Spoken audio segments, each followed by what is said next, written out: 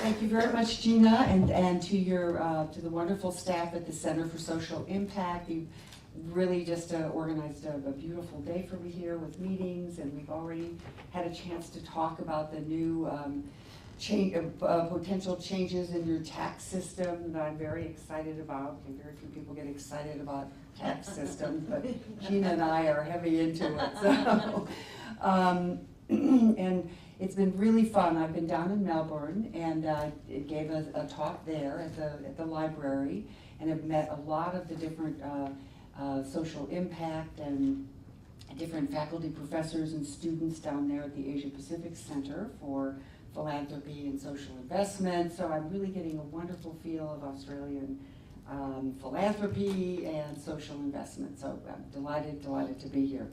I wanted to, basically, I've got a few PowerPoints to show you because I deal in numbers and trends, so I think it's a lot easier to understand numbers with a few PowerPoints, but I promise you they won't be that bad or that long. What I want to talk about is the future of philanthropy and how philanthropy, I feel, has changed government aid, has basically transformed government aid. I'm going to talk to you why I think that. And then I'm also going to talk about how new forms of giving, impact investing, social investment, the bottom of the pyramid, or creative capitalism, whatever you want to call it, new forms of new financial mechanisms are changing philanthropy. And so we'll be looking at that. And a little bit about my background. I had actually been with the U.S. aid program. I was a U.S. government aid program. I was a career foreign service officer in Africa, and then worked in the Washington office and traveled around helping develop different development programs, public health programs. And throughout all of this, I was seeing a lot of NGOs overseas in Africa and wherever I was traveling, and I knew that they were playing a big role. But I really had no idea until I got interested in trying to measure it and tried to find out, okay, well, we know how much official development aid is, and we compare it by countries, and we set goals and all of that. So what is it for private aid? And I started looking around, and really nobody knew. And nobody was really measuring it. And that's when I started the Index of Global Philanthropy and Remittances. This is an executive summary, and I have a couple of here that I'll just leave with the Center for Social Impact, but you can download the entire index at our website, which is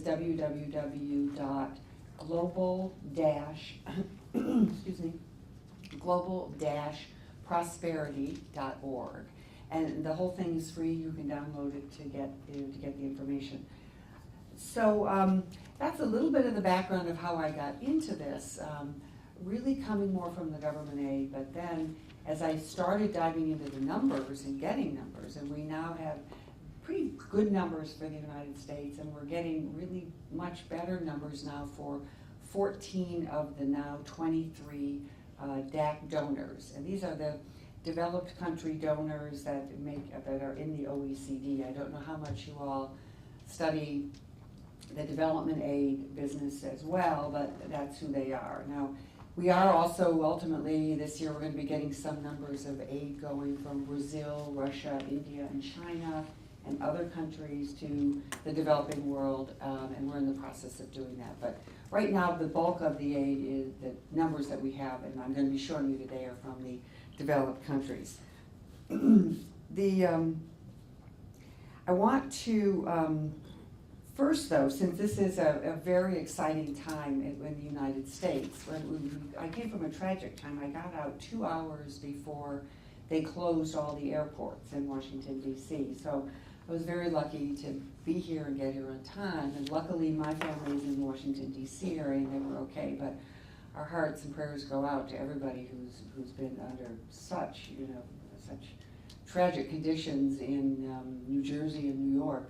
But this is also a really exciting time for us because it's our election year. And so I'll be talking with Canberra government officials tomorrow. And I say I'll be talking, they'll probably have one ear, listening to the election result. Not tomorrow, on Wednesday is when I'll be there. So they'll probably have one ear listening for the results. But it made me think about just all of the opinion polling going on and all of the expert predictions and the perils in doing expert predictions as well. And I had done a little bit of reading on this because I'm intrigued with polling, and I've done in my doctoral work a lot of statistical analysis, as some of us have. And there was a wonderful analysis by a now retired businessman and psychology professor at the University of California, Berkeley, Philip Tetlock. And he studied 27,000 forecasts by 284 experts. And his final conclusion was that the experts were really no better than you and me. In other words, your guess was as good as theirs. And so over the years, I've collected some expert predictions as well. These are not on the elections, but I think you'll enjoy them. The first is, in 1889, Western Union President William Orton declined buying Alexander Graham Bell's telephone company for $100,000, and he said, what use could this company make of an electrical toy, okay? And the second is Charles Duell, who was the U.S. Patent Office Commissioner, announced to the nation in 1899 that everything that can be invented has been invented. In 1977, a little bit later on, Kenneth Olson, IBM chairman Thomas Watson's prediction in 1958 was, I think there's a world market for about 5 computers. And a little bit after that, and I'll end with, of course, the U.S. now one of the largest philanthropists, single philanthropists, Bill Gates. This was some years later, and Microsoft founder, and of course, head of the Bill and Melinda Gates Foundation, long before he was a multi-billionaire, predicted that 640K of memory ought to be enough for anyone. So, Tetlock also had a way of distinguishing some experts from others. Finding the experts, he said, that were better were ones that acted like foxes, and the ones that made the worst predictions were like hedgehogs. And this is actually, he drew on a metaphor from a Greek poet, and I'm sure all of you know Artacholas, the Greek poet, so I won't bother going into that. But he drew on this metaphor because a hedgehog is someone that has a big idea, a grand idea, and will shove it into the scheme and the data to explain that idea and make it work. But I see some head shaking. But foxes are likened to those who work with many small details, who are pretty skeptical of grand designs, and who are a little bit shy about making predictions. So I'm going to be talking today about trends and predictions, so I'm going to try to be a little bit more like a fox today and have some humility in these trends, and feel free to challenge me on any of them. So let's look at the developing world. Now, how many of you are involved in global philanthropy, or maybe both domestic and global? Just raise your hand. Okay. All right. Good. And most of you, though, are involved with looking at Australian philanthropy in all of its various forms. Is that right? Okay. Good. Well, I think what I'm going to be talking about, the developing world, is going to have some relevance, of course, to domestic as well, because I'm really talking about sort of new forms of giving, some of which have developed uniquely because of the developing world, like global giving and things like that, but are being used in domestic giving as well. So, but I'm going to focus a little bit at first just on the developing world and how it has changed over the years. And the reason I'm talking about this is that this is the fundamental backdrop for why there is so much global philanthropy going on now. And I think the reason that a lot of the new forms of giving have come about, and whether it's a chicken or an egg, they've come about together. And so the first is just an increase in the developing world. Now we're talking about an increase in open markets and open societies. The World Bank published a poverty report in the spring of 2012, basically saying that individuals in extreme poverty throughout the developing world had declined from 52%, this was some 30 years ago, to 22%. And actually that decline meant that the Millennium Development Goal of having, cutting in half extreme poverty by the year 2015 has already been met. We've seen a quadrupling of savings in the developing world. We have seen Africa has had a growth rate of 5%, which is actually higher than Latin America. Now don't get me wrong, I'm not saying that, okay, everyone's doing well in the poorest countries. That's not the point. There's still the bottom billion that Paul Collier, the Oxford Don, talks about. But this bottom billion is spread out among countries. In virtually almost every country, there is the beginnings and the formation of a middle class and of high net worth individuals. And that is growing and growing. And as far as open societies go, 20 years to 30 years ago, we had 76 democracies. We have 116 now.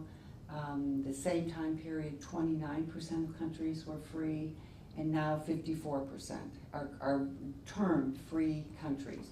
So there is a greater freedom to associate and to create foundations and businesses and to pursue individual interests. And what I think the first point is important is that the developing world is sort of what I say business ready. In other words, it has a skilled labor and people to absorb philanthropic contributions from other countries and to absorb, be investors and absorb financial investment money from people. The second is demographic and social transitions. This is fascinating because immigration into developed countries has increased. Immigration from the developing world, and it created, of course, now this is nothing new to Australia because you have had immigrants coming here for years, and it's also very similar to the US, but this has increased to a huge extent. And as migrants have come to our countries, they have sent home, they send back what are called remittances, which you mentioned. And these are financial flows that are going back primarily to families, but they're primarily given to women. They go through the hands of women, so they're going for food and clothing and medicines and shelter. And some of those, we think, could be as high as 20% are going for development projects in the village. So it's a communal development project, a clinic or a road or a school or something. So it's actually, remittances are playing a bigger role in development than people realized before. There's sort of a forgotten flow. And you're going to see there's just a huge amount. And there's some very exciting things that can be done with remittances that I'll talk a little bit later. There's also been a growth in the middle class in the developing world from about 2 billion now, of classified middle class, that's above the poverty line, and to a certain measure underneath being wealthy, being a high net worth individual. And that is projected to be 3.5 billion by the year 2030. That is a huge number in the middle class in the developing world. And that is going to foster people with income to be able to give of their time and talent and treasure. So I think, I really, it's such a cliche to say a paradigm shift, but I do think with what we're seeing with the new flows of money coming in and the growth in the middle class, and presuming the progress continues in open markets and open societies, we're really going to have a lot more philanthropic and social investment out there. The third point is just, and this is kind of the result of all of this, is the changes in how aid is being delivered. Okay, so these last 2 points in the developing world. There's been a growth in indigenous private philanthropy. Community foundations in the developing world is some of the fastest growing foundation increases. Remittances, which I just mentioned, are just has been a huge growth, and local charities as well are cropping up. So what this means is that there's just entirely new streams of money going into the developing world that were not there before. And the final point is sort of how that aid is being delivered, and and also what's pulling it in. There's been expanded knowledge in the developing world, and there's an expanded demand due to technology. And what do I mean by that? Well, television and radio, and of course now the internet and cell phones are, transferring images and transferring online learning, transferring continued education. All the millions of people that developed countries have trained, while of course many have stayed in our countries, are going back, and they have seen what it's like to study and to have updated technology and updated infrastructure, and there's a demand for this. And so, of course, the cell phone is what people in my field, in the development field, call the industrial revolution of the developing world, because it has so skipped the landlines, which have lent themselves to a lot of corruption and bribery to get a phone call made in a developing country. But it's way beyond that. Cell phones now are allowing farmers in remote areas to check global market prices and figure out what they should be, how they should be pricing their crops. They are now being used as mobile banks. It's really, cell phones are banking the unbankable. I mean, try to imagine going anywhere without having credit cards or without having any kind of access to financial services. You can't even imagine that. So, and there's some amazingly exciting projects that are going on with using cell phones, which I'll mention later as we get into this. So this is sort of the backdrop for some of the numbers I'm going to show you. And the first, on the left side here, and I forgot to bring my little pointer. Maybe this has a pointer, do you think? Ah, yes. No, I knew that would happen. Okay. Let's see. Maybe somebody, can I get rid of this just by doing a cancel, do you think? Alrighty. Yes. Okay. I'm going to point right here. No. My finger's too big for this. Alrighty. Okay, I'm going to point and shout on this. Okay. You see this orange line right here? This is a combination of all private flows. Private investment, remittances, and philanthropy. Okay? This is government aid. This is 1991 over here, and this is 2010. And this represents all the financial flows from all developed countries into the entire developing world. And as you can see, from 1991, all the private flows have really grown immensely. And this, if you hadn't guessed, is right after 2008. That was the financial crash that happened then. And this is mainly, that dip is mainly accounted for by private capital investment, which took a huge crash. And so what this is to show you is that private flows have just dramatically eclipsed government aid. And if you were to go back in time before 1991 and follow those lines, they basically go out. So that this 80-20% that we're seeing here, 80% private flows and 20% government flows from developed countries into developing, was 30 years ago, or 30, 40 years ago, reversed. Okay, and so this is sort of the numeric proof of these trends.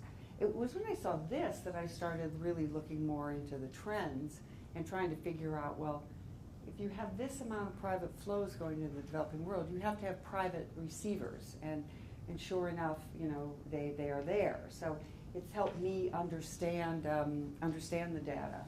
And on this, this just breaks down the red line is private capital investment, and this line is remittances. Red line is 329 billion. Remittances, this was for the last year for which we have comparative data, 2010.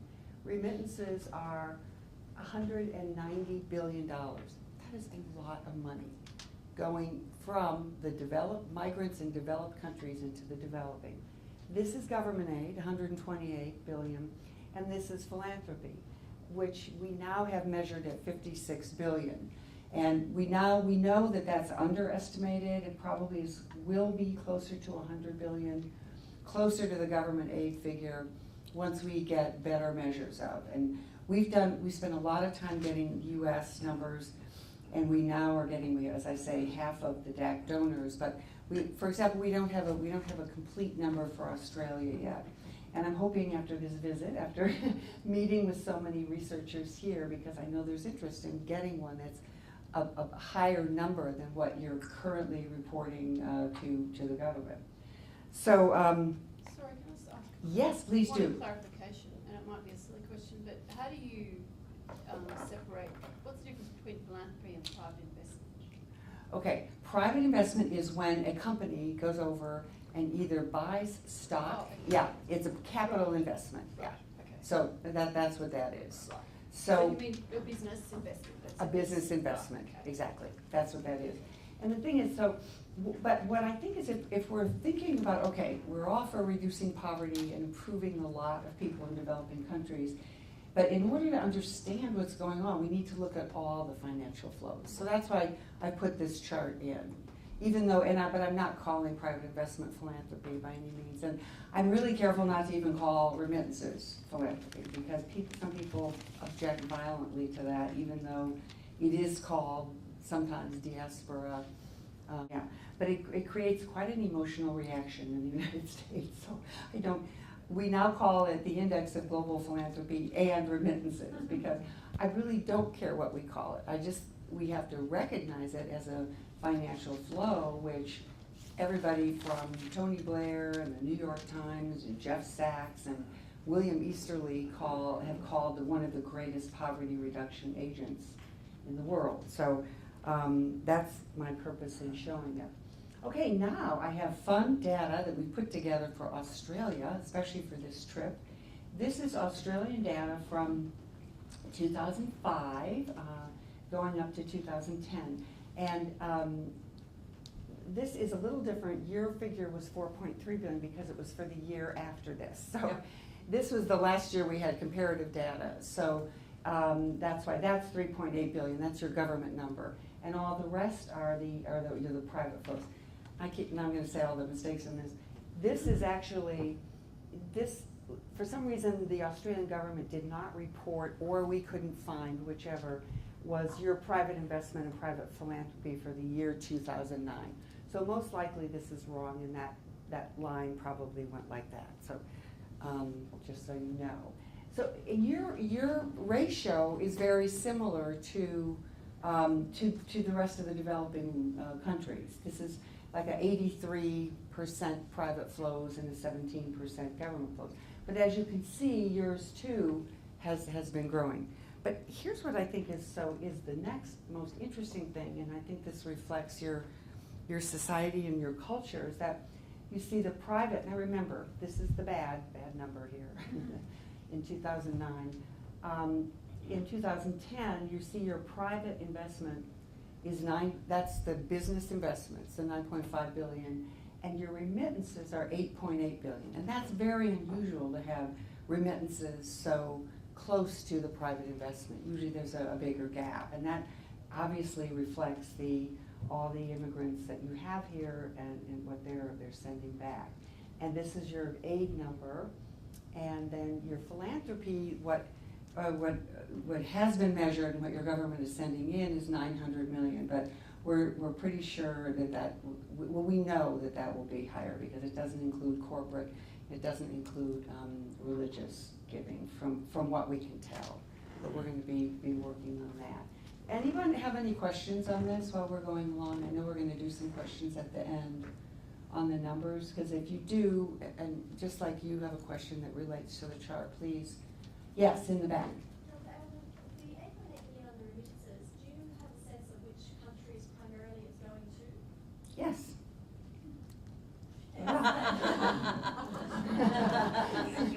Yes, I do. So Carol, just going back one. Yeah, sure.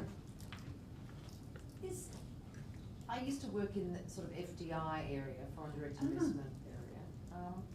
When you say this private flow, you referring to FDI or are you referring to? FDI is a big chunk of part that. What It's- are you adding onto that FDI? Okay, What else is FDI, it's foreign direct investment, and it's also long-term bonds and short-term bonds and other investments in stock markets and things like that. And it's a number, it's not exactly my field, but it is a number, I may even have a sheet I can show you afterwards, that is not just FDI, but it has some other, some of these other short-term bonds and in long-term this bonds. figure here? In that figure, yeah. Right. Mhm. Yes. Just a quick comment, not 2009, I might be totally wrong. It might actually be right, because I remember around about that time in terms of looking in private philanthropy, there was an enormous shutdown during that period here in Australia, with when we had legislation changes pending, and that I can recall having set up a lot of private foundations, and in that particular year there was zero that I set up at that time, purely because of the GFC and the change in legislation, and that might have affected a bit. That might not. That's interesting because we just assumed it just was a reporting error because. It might be right, is all I'm saying. Yeah, very interesting. But see, it was also, there was no number for private investment. And you couldn't, I'm sure that there would have been some Yeah. business investment. I'll find out tomorrow, I'll find out on Wednesday and let you know. The tricky thing is, of course, that we don't report a lot of it. Yeah, true. So, they're working with information that doesn't actually, there's no requirement for anyone to report, so. Well, exactly. So It's a bit of you a have no guesstimate. incentive to send it in and they don't, the government doesn't really have the resources to go and get it. But we hope, I'm gonna really try to make this case to your government on Wednesday, and it could be with all the changes in the, that are coming about legislatively, that they will be more, and the other thing is that people are now with the millennium, first of all, the issue of countries reaching a 0.7% of their gross, government aid as a percent of their gross national income is just highly doubtful. I mean, it is a target, but only 5 countries have ever met it for the last 30 years. Now the Australian government has set this goal of 0.5%. They would have to double that aid in order to get, but that wouldn't even, that would take them to the 0.5%. It's the same 5 countries that have made it, and most of them now with the financial problems in Europe are all, backtracking from that. And I did a study of if the US gave 0.7% of its aid as a percent of GNI, it would be like higher than the funds for our Justice Department and half of our Medicare allowance. It was just very huge numbers that were just politically really unfeasible, even if you think that the developing world could absorb that kind of money, because that's another criticism too, that it would be it'd be terribly inflationary. Whatever, I think government aid will, it will continue to go up, but it will not be at these huge levels, and there seems to be less and less discussion of that. But the private, and so I guess my point is here that now a lot of the UN agencies and these conferences are saying to the private sector, okay, what are you doing for the Millennium Development Goals? So there has been more of an interest in private flows and to look at a country's total engagement. So I think this is all the more reason why I think governments will begin to measure this. And the Japanese invited us over to talk about these numbers, and then they sent a delegation to us, and then they hired a researcher to do it. And the Japanese have been reporting only $300 million, and he was able to find, this is even without corporate giving, because he was worried about double counting in a few areas. He found $3 billion. So, there's a lot of private money, and governments, I think, want to start claiming some credit for that. Any other, yes? Can I just just ask where you get your remittance data from? Yes, we get the remittance data from the World Bank, Dilip Rata, R-A-T-H-A, and he does wonderful reports if you want to follow this. Like, this is 2010, but if you go on his website and look up his reports, he has preliminary data already for 2012. And really, and actually the interesting thing is that remittances are really a lifeline to the poor. Do you remember that line? I'll go back, we'll look at your line. Your line is very steady there. There are very low variation. So this is extremely important, to poor people. And in fact, he found even in 2008 and 2009, with the economic recession, that remittances only went down about 5%. And we found in the US, private philanthropy only went down 4% on individual giving. So, we don't have that data for you, but it was very interesting. And even in the recession, the percentage of total giving going to international actually increased. So interesting statistics. And this is your regional breakdown on the remittances. The bulk of them are going to Asia and the Pacific. And I just had our researchers pull this together, but we could even find out through Dilip Rata, and we are happy, if anybody is interested in this, I'm happy to give you our researcher's name if you wanted to pull out by country who is getting the most and all of that. While I'm on remittances here, remittances at the macro level, when a country gets remittances, this will bring in more foreign exchange. So this can improve its credit rating so they can get better loans. At the micro level, there's many projects out there now that are looking at an entrepreneur's record of receiving remittances and then using that as collateral for a loan, so that then a local loan can be made by a bank or a foundation. We've written about some of these projects in our past indexes. It can be made based on that remittance history. So there's very interesting development possibilities for remittances. Okay, this is just your regional breakdown, because we have this. We don't have a regional breakdown for you on philanthropy or private investment, but we did have it for your official development assistance, which is somewhat similar to your remittances too, and with the bulk of it going to Asia and the Pacific. This is just quickly to show you what the U.S. breakdown is, and this is ultimately what it would be so wonderful to have for Australia. As you can see, we have our U.S. official development assistance at $30 billion, and then our private philanthropy is $39 billion, and you see what we've done to accurately measure it. We've gone directly to the source rather than trying to do it through tax returns and all this. So we have 4.6 billion of foundation money goes to the developing world. Corporations send 7.6 billion. What you would call NGOs, we call private voluntary organizations, send over, and a lot of that is individual giving, really, is 14 billion.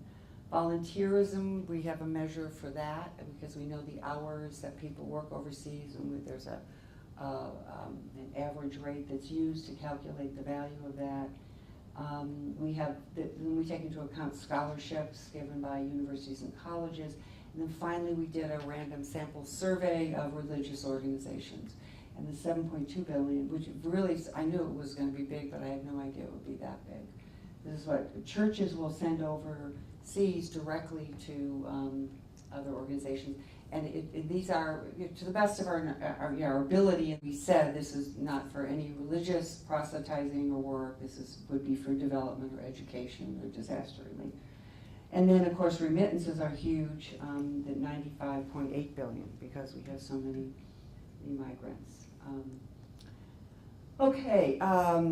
The new landscape of global private assistance, this is really what's going on now, and I think has made a huge difference. And how many of you by Starbucks. Is everybody wired? Wired on Starbucks? Starbucks actually went broke.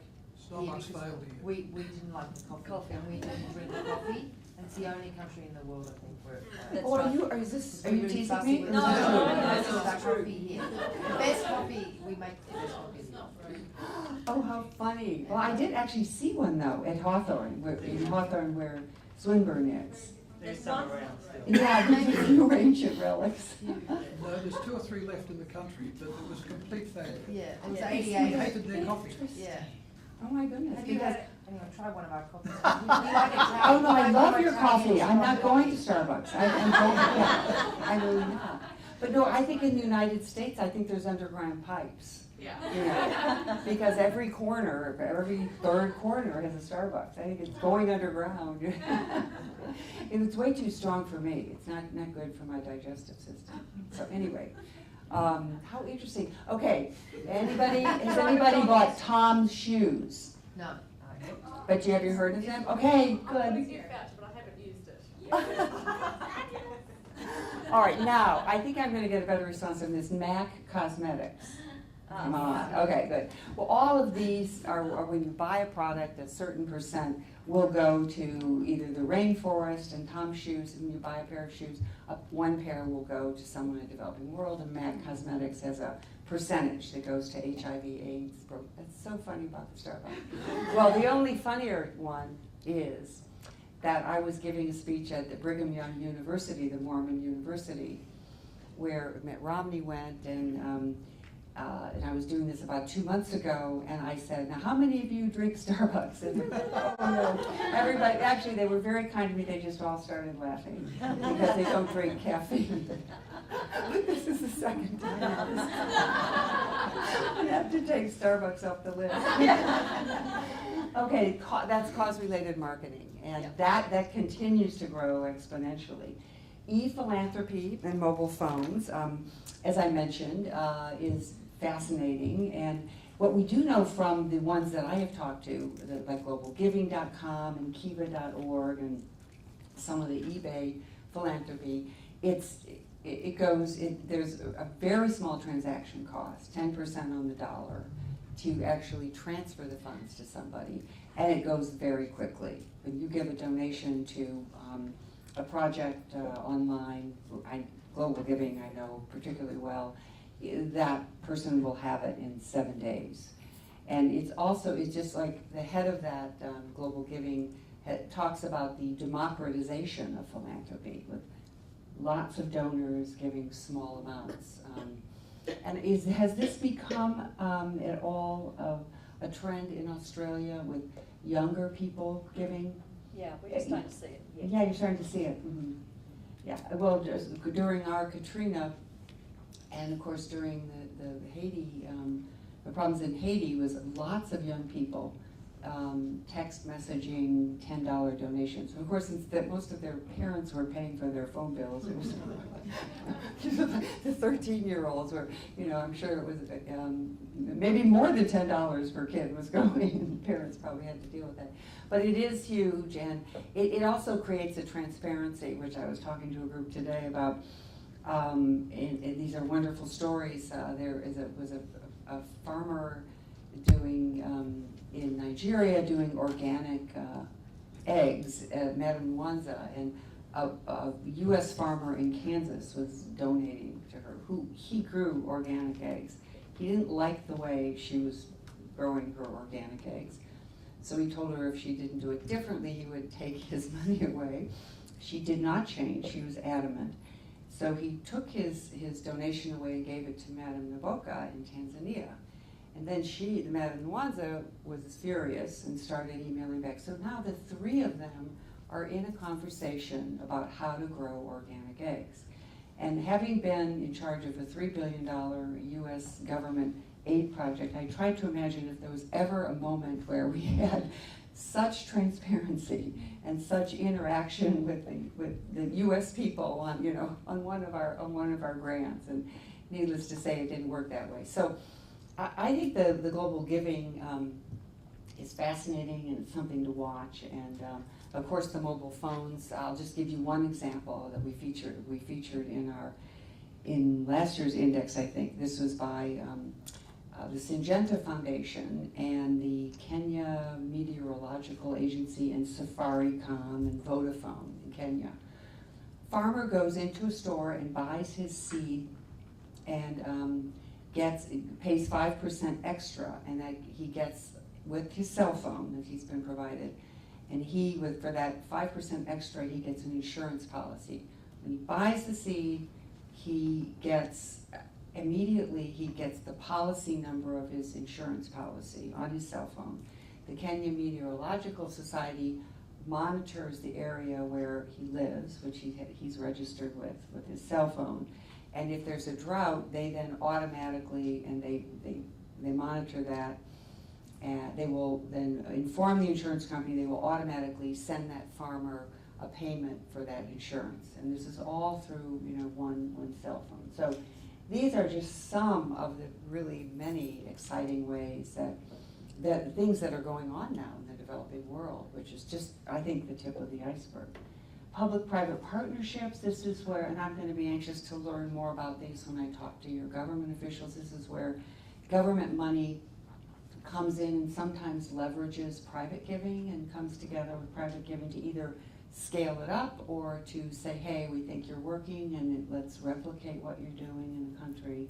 Of course, remittances, I've talked about.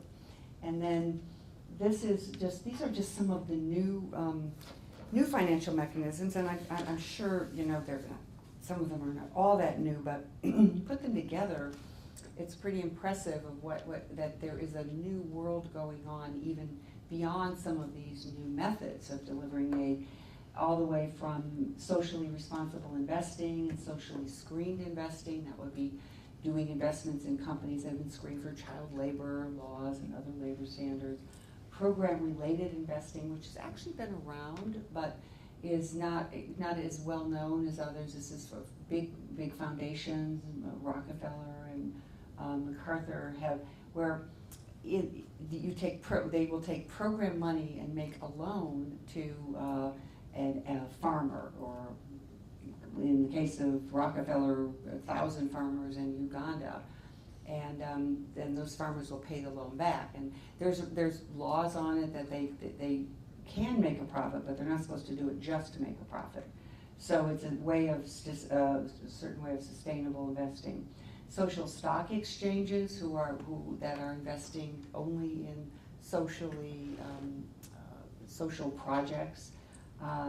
Social enterprises, which you know about, because you're into social impact. These are either nonprofits or for-profits that are creating either nonprofits or for-profit companies, and so the lines are blurring. It's very much an end of definitions in the world of both philanthropy and social investment. And then on the left side, impact investing or mission-related investing, which is really basically investment companies that are taking these social enterprises and scaling them up.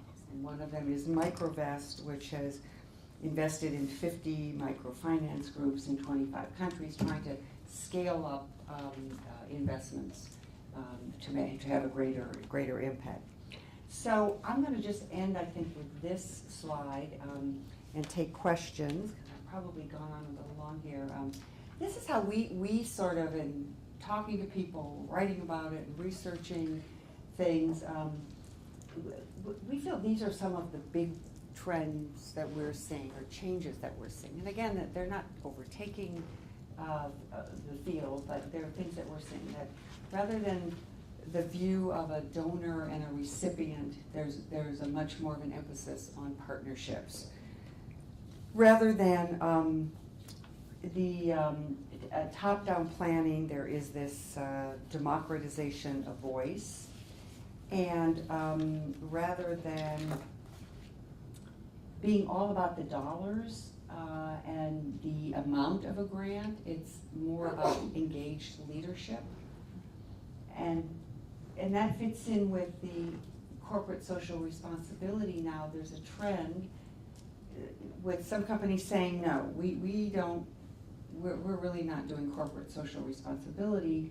we want to do shared value. We want to have value for our stockholders and value for the recipients that we're helping. And an example, there's a lot of companies that are doing that now. Coca-Cola and Hewlett-Packard, we had a whole section on them in last year's index. So for example, Hewlett-Packard will send its experts in supply chain management to South Africa to set up an IT system where a nurse in a capital city can call, or there can be an automatic call to a woman out in the rural area to make sure she is taking her AIDS medication in after her second trimester to prevent her future baby from getting AIDS. So, we're seeing, that is a trend that we're seeing. And so it's sort of like the exit strategy is not to just write another check to get the job done, but it's to solve the problem. And it gets down to the final thing is that there is, whereas there has been in the past more of a loyalty to an institution, I will always give to CARE or Save the Children or whatever. Now we're beginning to see more of a loyalty to fixing the problems, which means we don't care who we give to. We're going to give to a nonprofit or a for-profit, or have government involvement, but to get the problem solved. So again, these all have exceptions, but they're just a way of putting it together in a way that we're sort of seeing it. So I'll end there, and I've got a slide on sort of government aid, but let's just end there and we'll take questions because I think I've gone on a little bit long here. Thank you. Yeah, That's my pleasure. terrific. My pleasure. Terrific.